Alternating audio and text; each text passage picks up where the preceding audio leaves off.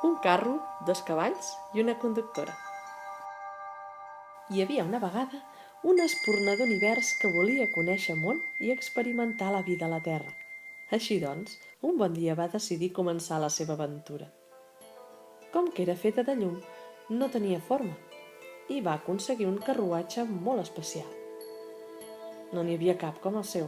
Seria el seu cos, la seva imatge, el vehicle que li permetria moure's d'aquí cap allà.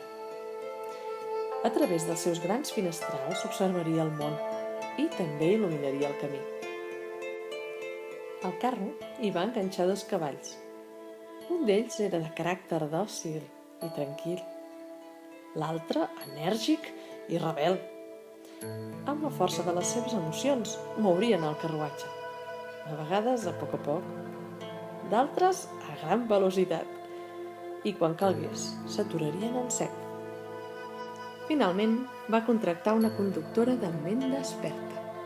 Necessitava algú que conegués bé les possibilitats i la resistència del vehicle, que en tingués cura i adaptés la conducció al terreny i a l'impuls dels animals. Algú que conegués bé els 2 cavalls, els cuidés i alimentés adequadament. Li caldria mantenir-se ben desperta, amb la mirada oberta i atent al camí. Havia de ser conscient de la responsabilitat que li havia estat assignada, sense oblidar-se que no era més important que els cavalls o el carruatge, i que estava al servei d'aquella espurna lluminosa, la vida.